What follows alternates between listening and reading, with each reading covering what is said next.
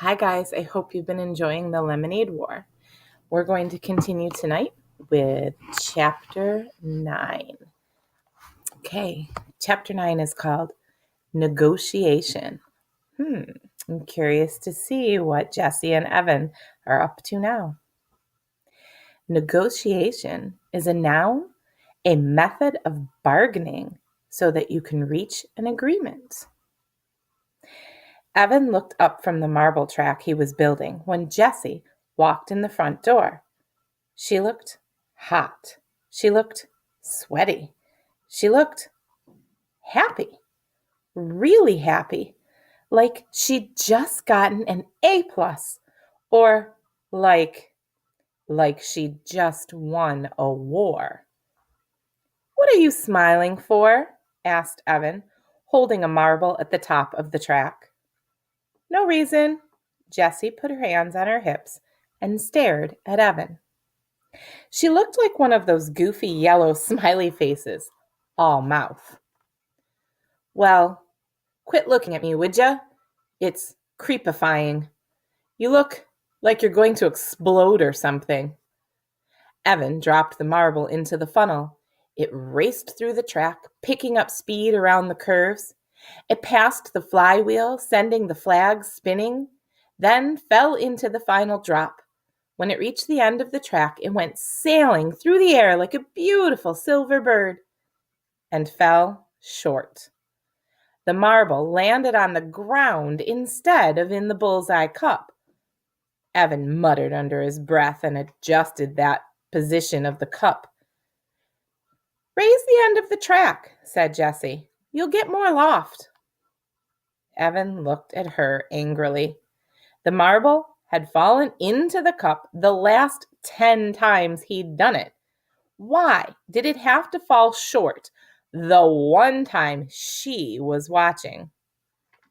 "Don't tell me what to do," he said. Why was she smiling like that? "I didn't tell you what to do," she said. "I just made a suggestion. Take it or leave it."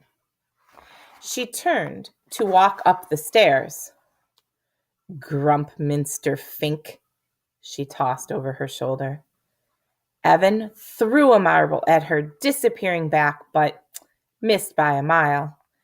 Well, he hadn't really been aiming anyway. He just wanted that feeling of throwing something. He'd been feeling the need to throw something these past 4 days. Minster Fink. That was the name of a character he'd made up when he was 6 and Jessie was 5. That was back when Mom and Dad were fighting a lot, and Evan and Jessie just had to get out of the house. They'd scramble up the climbing tree. Evan had his branch, Jessie had hers, and wait it out. Sometimes they had to wait a long time. And once, when Jessie was thirsty and impatient and cranky, Evan had said, "Be quiet, and I'll tell you a story about Grumpminster Fink." Grumpminster Fink was a man who was cranky and mean and made everybody miserable. But deep down, he wanted people to love him. It's just that every time he tried to do something nice, it turned out all wrong. Evan had made up a lot of stories about Mr. Fink in that tree. But after Dad left, there just weren't any more stories to tell. No one in the whole world besides Jessie and Evan knew about Grumpminster Fink, and Evan hadn't thought about him in years. "Hey," he said sharply. He heard Jessie stop at the top of the stairs, but she didn't come down. "Do you want to call this whole thing off?" he asked. "What?" she shouted. This lemonade war," he said. "Call it off?" "Yeah," he said. "Just say nobody wins and nobody loses." Jessie walked down the stairs and stood with her arms crossed. Evan looked at her. He missed her. He had spent the whole day, the third to last day before school started, by himself. It stunk. It totally stunk. If Jessie had been around and they hadn't been fighting with each other, they could have played air hockey or made pretzels or built a marble track with twice as many gizmos that launched the marble into the bullseye cup every time. Jessie was very precise. She was good at getting the marble to go into the cup. "What do you say?" he asked. Jessie looked puzzled. "I don't know," she said, frowning. "You see, Megan she..." Evan felt his face go hot. Megan Moriarty. Every time he thought of her, his throat got all squeezed and scratchy. It was like the allergic reaction he had if he accidentally ate a shrimp. "You told Megan Moriarty about everything?" he asked, feeling itchy all over.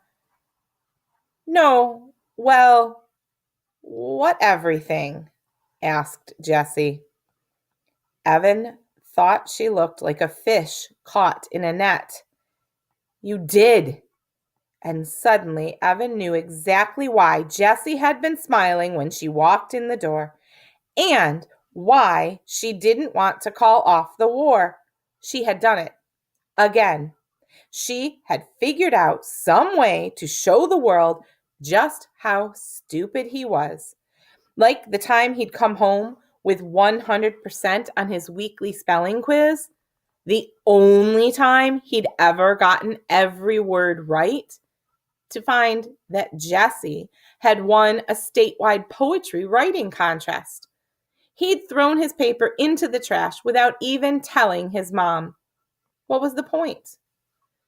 Evan didn't know how, but somehow Jessie'd found a way to earn more than $103. She was going to beat him, and Megan Moriarty knew all about it. And she would tell everyone else. All the girls would know. Paul would know, and Ryan, and Adam, and Jack. Scott Spencer would know. Can you believe it? He lost to his little sister, the one who's going to be in our class. What a loser. "You know what?" he said, pushing past her. "Forget it. Just forget I said anything. The war is on. O-N. Prepare to die." Wow, that was a good chapter. Guess the war is still on. I hope you are enjoying this and continue to read. There's a few more chapters to go to see how our lemonade war finally ends.